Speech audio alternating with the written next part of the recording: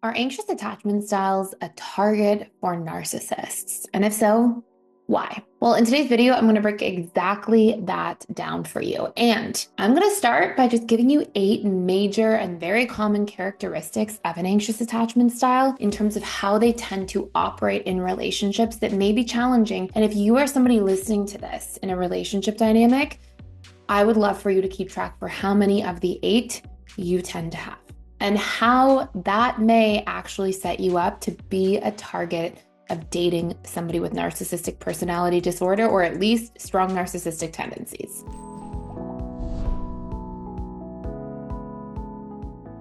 So number one, this unending people pleasing.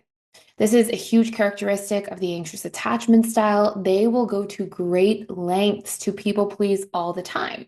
And one very sweet part of an anxious attachment style is through their people pleasing, they're often giving lots of affirmation and attention and care and kindness to people and being really thoughtful and making them feel seen, which is a wonderful characteristic. But it is also something that narcissists tend to look for in a relationship. They want to know that somebody is going to people please them, that somebody is going to go to great lengths to do everything that they would need or expect from somebody. So it's something really important to pay attention to. Number 2, anxious attachment styles over-empathize with other people and often under-empathize with themselves. In other words, they will think, oh my gosh, look, this person's feeling this way. That's so sad. Maybe I should do something to fix it. But oftentimes they forget to check in with something like, hey, how is that person making me feel in this situation? Is how this person is treating me healthy or unhealthy? Is it okay? And so you'll see a lot of that, which again, may make you a target of a narcissist because they're looking for you to basically exclusively empathize with them. And they're looking to make sure that there's not really any need to extend much empathy to you. And so they don't want you to notice when it's appropriate for you to realize what your feelings are in a situation, or if you need to set some sort of boundary or convey that something isn't healthy or okay for you. Number 3, self-abandonment of boundaries. Unfortunately, because anxious attachment styles tend to constantly get so fixated on somebody else in a relationship and making sure they win over this other person, they often abandon themselves and their own boundaries in the process. They may say yes when they mean no. They may pretend something's okay for them when it's not. They may not even share, hey, this is a boundary violation for me in the heat of a moment or situation, often at the expense of how they're going to feel later on. And this is also something we talk about a lot in this channel, known as self-silencing, a very common habit or theme of an anxious attachment style, which again, hopefully you're starting to see, wow, like these are the types of patterns that a narcissist would actually be looking to date, right? They want somebody who's not going to give them any trouble, who's going to people please them all day, who's going to give them all this attention, who's not going to really empathize with themselves, because the narcissist is going to take all of their empathy. So this is only number 3. Number 4, really give up on their needs all the time. Okay, so an anxious attachment style doesn't really know what their needs are the vast majority of the time. In fact, one of the biggest pillars and cornerstones we talk about when it comes to healing an anxious attachment style is the ability to start noticing what your needs are and meeting them in relationship to self. It doesn't mean don't also get them met through others, but that's usually something that you're doing and that you're extending yourself at doing on a regular basis or focusing on. But a lot of the time, you're not making space for your own relationship to yourself, learning what makes you feel soothed and connected, and learning to enjoy spending time alone by knowing what you need and meeting those needs yourself. And so if you're somebody who literally is never paying attention to your own needs, again, there's a high amount of energy that can be taken or extracted from somebody who's anxiously attached with low effort put in. Right? And again, this is often something that a narcissist is looking for because they need constant attention. They're grandiose. They're over the top. They're larger than life. They don't have room for anybody else. It's all about them and their problems and their challenges and what they're going through. Okay. So that's number 4. We still have 4 more things to go through here of 8. Now, I just want to let you know really quickly too, on a side note, if you are somebody who's seeing a lot of these patterns and you want to heal your anxious attachment style, there is a course you can check out fully for free called How to Heal Anxious Attachment Style. And it goes through actually rewiring your attachment style, your patterns, all of these different things in great length. And on top of that, for a very limited time, we do this like hardly ever. We're trying this out now. If you sign up for the 7-day free trial, you get access to that course and every other course, but you actually get to keep When I say every other course, I mean every other course at the personal development school, but you actually get to keep the course called Attachment Styles and Intimacy. And it's all about intimacy and how each attachment style is around intimacy and relationships, their patterns, their themes, their triggers, their fears, all of these different things. So you can really understand that about your attachment style or somebody else's if there's a difference. And again, you can keep that for life. It's a $200 value, and it comes if you sign up for the 7-day free trial just to check out the school, and you can start your healing journey there. So I will put the link to that down below if you want to know more. And by intimacy, it's really about attachment styles and sex, right? It's also about emotional intimacy, but it's largely based around physical intimacy. Number 5, manipulate self to please other people. Okay, you can start to see how this is sort of a match for a narcissist. And again, I'm not saying this because I'm saying that any anxious attachment style is at fault for dating a narcissist. In a perfect world, narcissists would not be acting this way, doing these things. They wouldn't be narcissists. But I'm sharing this with you because I want you, if you're somebody who's anxiously attached, to notice these themes and realize how important it is for you to course correct them so that you don't fall into a relationship with somebody who may really try to take advantage or hurt you. And so recognizing these patterns and how detrimental they can be and taking that time to be like, okay, here's some of my themes. Let me work on actually vetting in relationships instead of people pleasing. Let me stop manipulating myself to be what I think people want from me. Let me just honor who I am and, share about what my truth is and not trying to change myself to try to fit in with everybody all the time.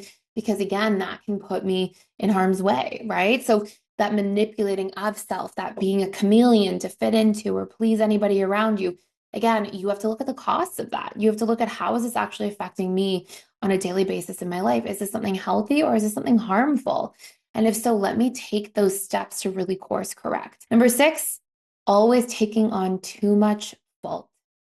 I have seen so many dear, sweet, anxiously attached individuals go out of a breakup, and even though the other person clearly showed up in such unhealthy ways, the anxious attachment style blames themselves. They're like, if only I was a little more good enough in this way. If only I did this extra thing one step further.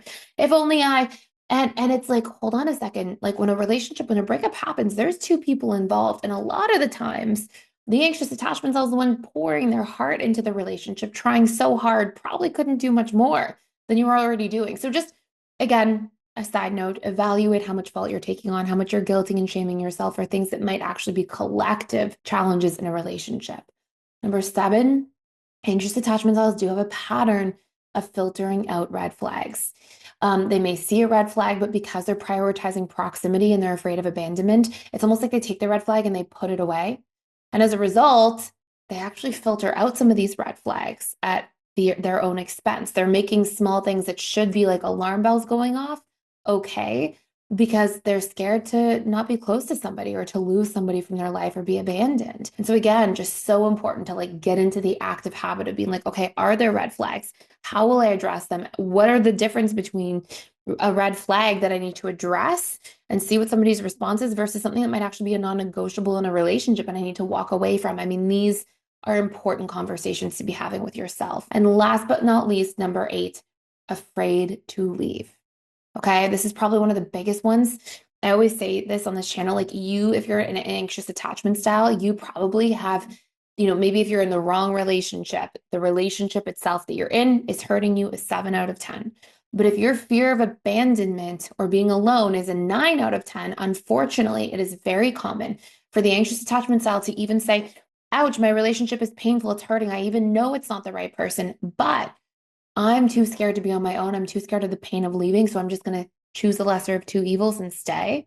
And this is something that the answer will never be to stay in an unhealthy or unproductive relationship. The answer will be to overcome and work through your fear of abandonment that's chaining you to the wrong relationships to begin with. So you can leave that relationship freely and actually start off on a new journey and create space for yourself in the future for somebody who truly can love in a way that you need to enter. If you're somebody who's truly interested in helping others while also securing financial freedom for your future, there is a limited time option to join our 50% off certified relationship coach program. And this is a 12-week program where you can create financial freedom, work from anywhere in the world, and truly make an impact on other individuals' lives by becoming a certified relationship coach in just 12 weeks. Throughout this entire 12 weeks, you will learn all of the tools that you need to discover somebody's attachment style and help them heal and change their attachment style if they are insecurely attached so that they can become secure and build the best relationships of their life.